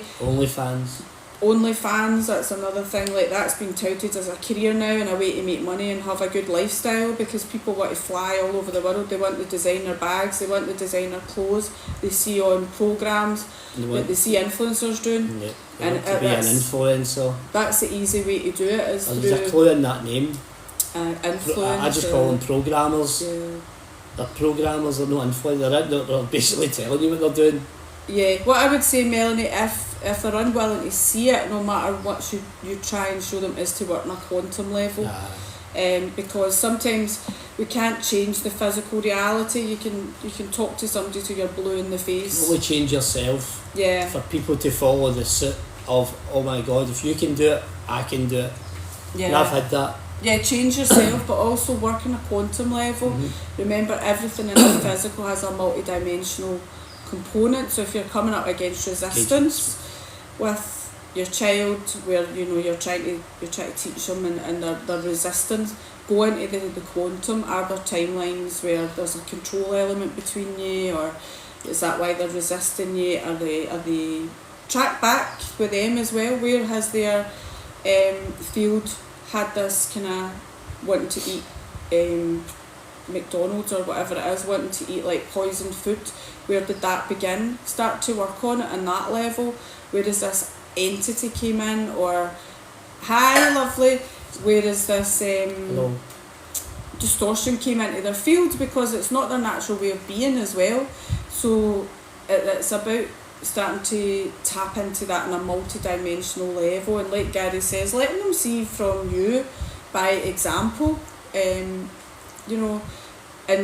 realising that they're still programmed, they're still being controlled, they're still giving their free will away to crap foods or whatever it is. So it's about working on a multi-dimensional level, a quantum level with these things as well, to change your reality. And this is a thing we can all do as well, like on a multi-dimensional level.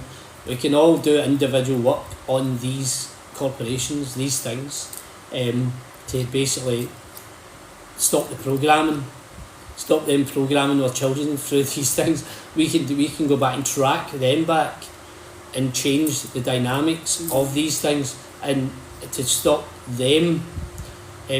So It's also up to the parents as well. I mean, you're saying like she wants to go to McDonald's every week. On a multi-dimensional level I'm talking about, so it's like we can go in there individually and all. This is we don't realise the power we've got. We don't need to get together to do this. We can all do it individually at some point in the week, where if your children's like McDonald's and stuff, we can go to like, okay, we'll get into the multi-dimensional and change the dynamic between the connection from the McDonald's and the children, or whoever it is that wants to keep going and keep being addicted to these things. Because remember, they'll have an addiction coding towards this. That will be part of this is how we get into this addictive programming as well. It could be through the food first.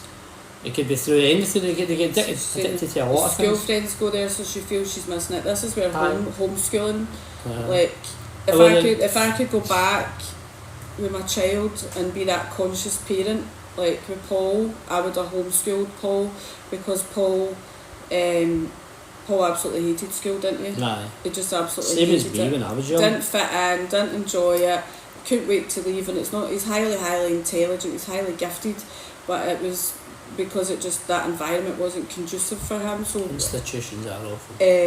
It's about like realising like our children, and I'm talking about myself here in this as well, are being parented by institutions, like you say, that are not us. Yeah. They're being parented by the government, they're being parented by school, they're being parented by their peers, they're not being parented by their parents, and they're not being parented by Mother, Father, God, who are the true divine parents. So it's about realising that this is a distortion. This is the distortion. We've all been programmed. We've all been parented by programmed parents. Yeah. So it's natural for it to get down the line. It's genetic in a way, because genetic programming, rather than people talking about genetic illnesses and that, but it's not genetic programming. It's how your parents have lived, and this is how we live, and it's all about, we're here to change that. We're here to break things. We're here to transform back to your original blueprint. Yeah, and working on a quantum level, yes, Melanie, we do a lot of work on in the quantum for our children, who aren't like children anymore. They're getting older, but we still go in and do the quantum work around it, because we are soul group. We are the same soul group. We are the same soul family. We have permission to do that. And you can go into the quantum and do a lot of work around this. You can see where there's maybe elements of control through certain, like financial institutions, banking institutions, government. There's all sorts of things you can do in the quantum around, like breaking free these patterns of control and addiction as well. And that's what we're talking about, peer pressure, Emma. It's like she wants to go because her friends are going and she feels she's missing out. So it's like that conformity to fit in, isn't it? And that we are so in fear of our children not fitting in, and our children being bullied, and our children being, not being part of the what's the word? Not being part of like a group, being alone, being in solitude, not being accepted, that we allow them to do things that we know aren't good for them. And that's the thing, and I'm not judging anybody for that. Done that myself many times, and it's things like we know things that aren't good for them, like the computer games, like the Starbucks, for example, which is full of sugar and chemicals that's going to give them parasites. All of these things, sugar, sweets, all the things that we allow them to do. Computer games, we know they're not good for them. We know it's not good for them to be on phones. We know it's not good for them to be on tablets. We know it's not good for them to go to McDonald's or wherever it might be. But it's like we're in such fear of them being bullied and not being accepted and not having friends. And not being happy. And not being happy, and not being fulfilled, that we... And being in conflict with us. Yeah, we allow that to happen, and that's down to us. Because we just want an easy life.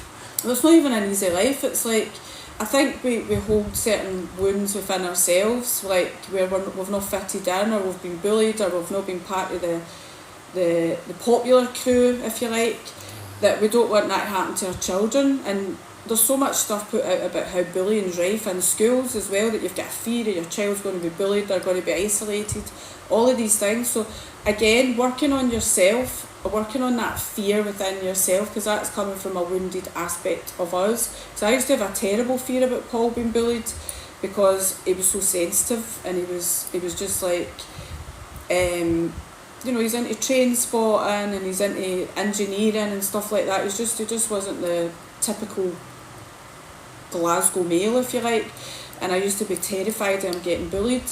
And what I realised that was coming from me.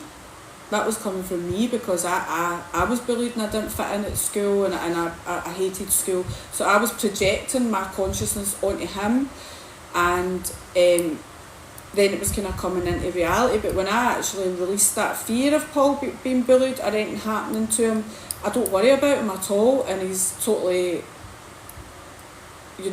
my reality is different and his reality is different, because I've done that work on myself. So there's so much you can do on your own field and the quantum field for your children around releasing this, and remembering that your children are your biggest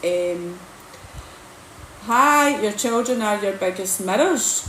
So whatever your children are mirroring back to you is the programming that you've yet to release, be it around food, or them getting bullied, or not being part of a group or a community, or not having friends, or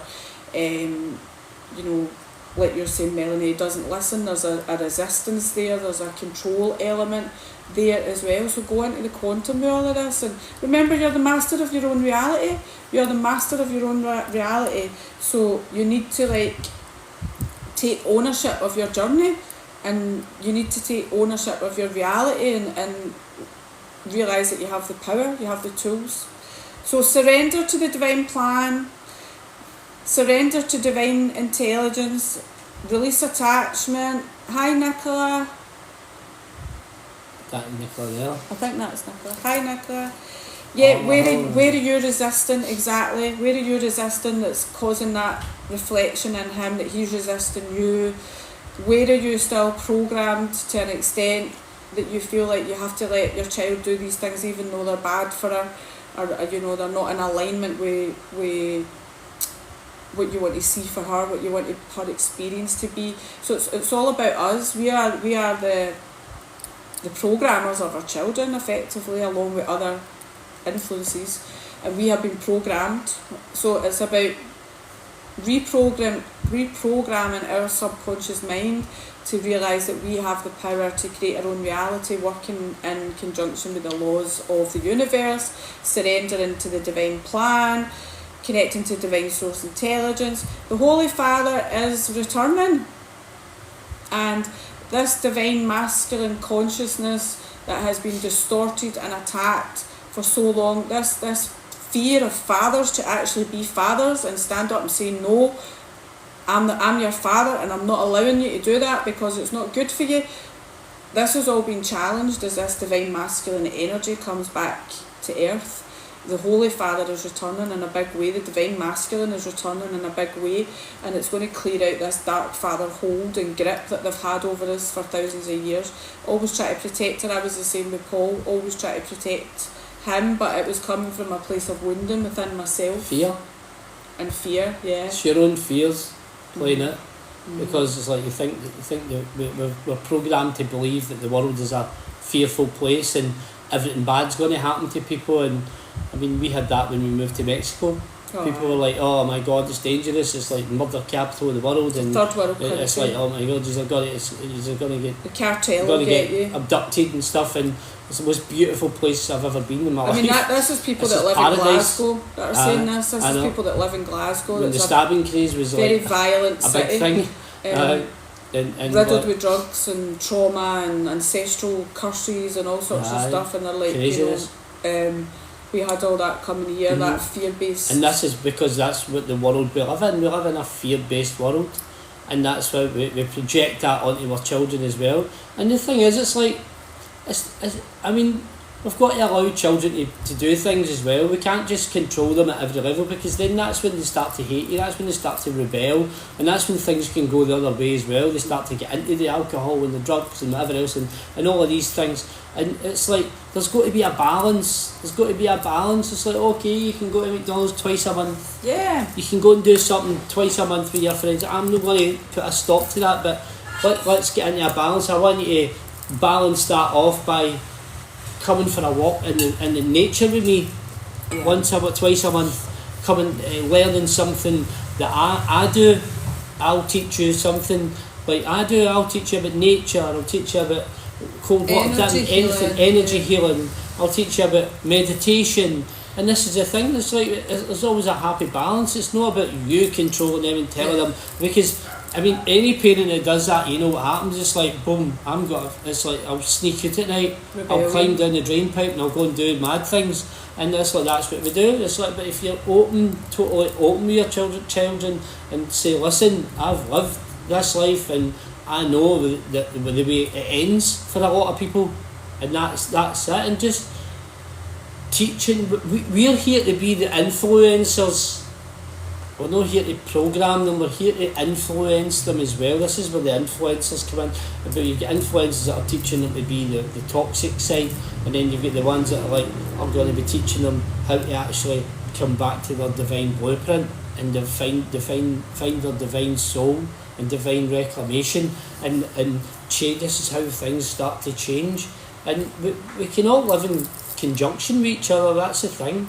But when we're here to raise their vibration, raise their frequency, raise their energy, and then you'll see that transforms round about the planet.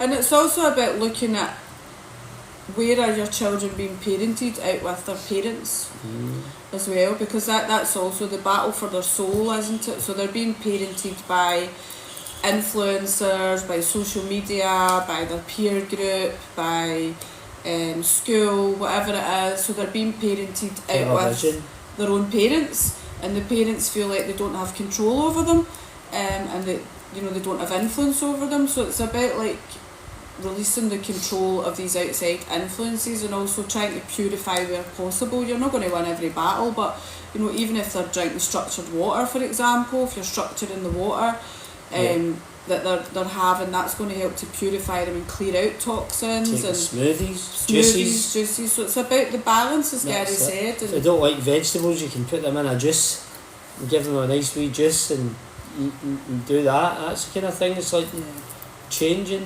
Some battles are amazing lessons, you're right. I don't even like to call them battles, to be honest with you, because that means we're at a war. We're at war. You can feel like it's a battle at some time, so it's like a battle for your soul. Or it's maybe not a battle for your soul, it's like we come here with free will and to a planet with duality, and there's temptation and there's distortion, and it's up to us. Like, and the thing about all of these things, it's like, you imagine we came like flipping the script again. Imagine we came into this planet and all of these things were flipped. It wasn't all these temptations and bad, because for everything that's bad on the planet, there's actually the other half of that. There's a good version. There's a good version of everything that's bad. So it's like for your eyes, for instance, the UV lights on your screens or in your LED lights in your house, all of these things are killing our eyes, affecting our eyes. So that they can there's actually they've got the technology that they can actually change that, so that it actually heals our eyes. Tesla. They've got Tesla stuff there, and they've actually they could change the screens on your phone. They could change the screens on your laptops, computers, that would actually be healing for our eyes and our mind and our body and our soul. So they have got all of these things in place, but they obviously don't use them because they feed off our negativity, our fears, our energy, our illnesses, our ailments, our everything that we go through in life, our suffering. So every part of our suffering, and that's like everything that's in place can easily be flipped because So they've got the ability to do The it, Tesla but they don't. glasses, actually, they don't just block They're them. not blood blockers. They actually like change the frequency they- so that it heals your Heals eyes. your eyes. It heals your optic nerve at the back of your back of your eyes, and that's where everything comes in. It's the part of your brain, and they heal it. So when it's just like they could put that For their glasses. for their glasses. They could put that on their screen. They could have that on the screens so that their eyes would be getting healed. It's like it's like church windows. Church windows, it's like the old lead windows you see with the colours and all that and the paintings on them. They were actually healing. Yeah. They're actually like quartz crystal healing glass. The sunlight. When the sunlight comes through them, like churches and chapels and all these things, where these things were healing centres, people would go there, and that's why they say like you would go to get healed. It wasn't just from God, it was actually from the ailments, and they used the bells for the healing as well. So you don't see a lot of bells anymore. All of these things, it's like that's what I'm saying. Everything can be flipped, and everything has been flipped.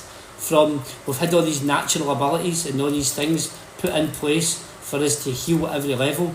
It's like everything's got obviously they're not going to make these things without being able to fix them in case it goes pear-shaped for themselves. They've obviously got the side where the stuff that they're using is healing them, whereas we've got the opposite. Full of gear, the pair of you. Yeah, that's right, Mazza. We're full of gear. Is that full of gear? Full of gear. That's brilliant. Mm-hmm. Do you know the thing is, a few years ago I would have been full of gear, and you'd have probably been at one of my parties, and we would have been pals. You would have been like, "You're amazing, mate. I pure love you," and all that. And that's the thing. Just because we're no full of gear, your head's that far up the gear that you don't realise that you're actually. No, you're on the programme. You're part of the programme that we're talking about. That's the thing. And do you know the thing is, I said you love Mazza because I've been in that position where I've been trolling people and I've been on here abusing people, and I've been like, because I thought I was funny, but I wasn't funny. I was actually damaged. I was hurting, and you're hurting, Mazza, and I can feel it. I know you're hurting, but I love you, and we send love to you. And that's all that counts in this world. Lisa's like, that's an insult. It's basically saying no, we're on drugs. It's not an insult to me because years ago I was on drugs, that's the thing, but it's okay because I know you're hurting and I know you've got trauma, and that's what I've been, that person. So we'll just thank you everybody for being here, even you Mazza, thanks for joining us. But we're going to finish tonight with a beautiful little poem. Yes. That you might recognise. Let's see if you can recognise it. See how quick you can recognise it. We didn't write this one ourselves. We don't say that. You don't say that, no. Thank you, Lisa. You took a long time to come on, Mazza, right enough to say that. I mean, you could have said that at the start. Love you, Mazza. We love you, Mazza. When we were talking about really deep stuff. I know. We love you anyway. Aye, man. Love, do you know the thing is, Mazza? Come on the journey and you'll actually experience the best, beautiful time of your life. Yeah. And that's healing. That's true healing. Finding love for yourself. Can I say my poem? Yes, go for it. Okay. I don't know if I can do that. Go on, say it. Okay. Everybody's free to feel good. Feel good. Everybody's free to feel good. Feel good. Brother and sister. Brother and sister. Together we'll make it through. We'll make it. Someday a spirit will lift you and take you there. Hi. I know you've been hurting, Mazza, but I've been there. For you. Waiting to be there. Oh no. Oh, I need to change that. I know you've been hurting, but I've been there. Waiting to be there for you. At this moment in time, Mazza. And I'll be there just helping you out whenever I can. Yes, of course, we'll be there. Come on. Mazza. Everybody's free Mazza. to feel good. Feel good. Everybody's free Everybody. to feel good. To feel We good. are a family. We are a family. That should stand together as one. Mazza. Helping each other instead of just wasting time. No time wasted. Now is the moment to reach out to someone. This is that moment. It's all up to you. Mazza. When everyone's sharing their hope, the love will win through. Come on. Cause everybody's It's free to feel good. Feel good. Everybody's free to feel good. Feel good. To feel good. Feel good. everybody's free to feel good. Feel good. Mazza, we absolutely love you. We love you, Mazza. Yay! Please join us again, Mazza, because Did you enjoy we that? we know. Did anybody recognise that? We were going to sing it, and then I done a wee trial run before it, and Garry was like, I don't think you should sing that. So, everybody's free to feel good. Feel good. Everybody's free to feel good. Does anybody know who it was? Motherfucker! Okay, thank you everybody for joining us. That was 2 hours 10 minutes we've been on here. We're going to upload this to YouTube, hopefully, if it is saved. Thank you everybody for all the gifts, all the love, all the comments, all the interaction. We love. I'm glad you feel good. We feel good too. You feel. I'm just grateful to you all for being here, for joining us today, and we love each and every one of you. Hopefully you've taken something from what we've shared. We just come on here and share our own journey. Hopefully you've touched your own heart. In the hope that it'll resonate with people and they can take some keys, codes, pieces for their own journey. That's all we're doing. We're not on gear. Not anymore. Not anymore. No. If anything, we've beaten those demons. Yes, of course. And the thing is, the gear's not even real. Oh. We don't need it. No. Because everybody's free to feel good. See you tomorrow, beautiful. Excited for that. Yes. And we love you all. Have a beautiful rest of your Sunday. We're going to, I don't want to make you all jealous, but we are going to get out in the sun. In fact, before we go, let's show you. Let's make you jealous. Let's make you jealous. Let's show you a bit of sun. But you see this, Mazza, you'll be raging. I know, Mazza. That's the thing. We stay in Mexico. You'll be absolutely raging. So we're just going to take you out and let you see the sun because why not? Let's bring some. This is your gear, Mazza. Let's bring some sunshine into your life. And remember, you're a divine being of love. This is your gear nowadays. Oh God, bloody roasting it here. Bloody there roasting. You go. Oh, sun.